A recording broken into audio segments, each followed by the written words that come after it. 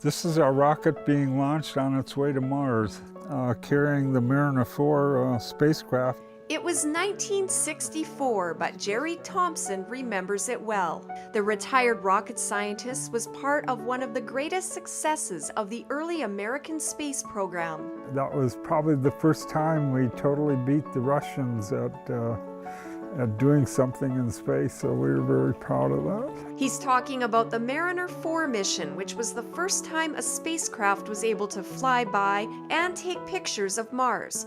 Thompson's team launched the Agena satellites that carried out the mission. We're proud and happy that Mariner 4, which was November 28, 1964, that launch went very successfully.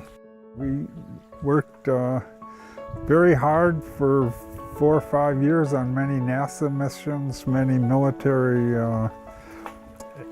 espionage, spy in the sky satellite missions, and lots of other missions that we were very proud of doing. All of his work was high secret.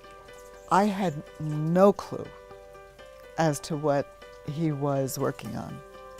And Jerry, being a quiet, modest sort of person, never breached, his oaths to secrecy and the rest of it. Now that he's living a quieter life in the North Okanagan and can talk publicly about his work, Thompson is taking the time to tell his wife Joyce everything he can remember. So now I am actually hearing more and learning more about what he was working on than certainly I knew in the early days. To be honest, we were so busy, it was a mass production effort where you were done with one launch and you were right away busy with what was coming up next. I mean, he was really, as was the group of guys, committed to what they were doing, and they pursued it. There was never really any complaints.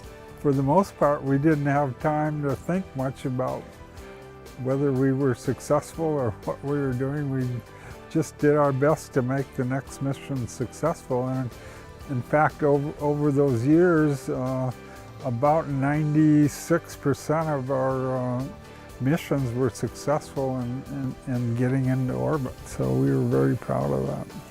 For Go Okanagan, I'm Jamie Ross.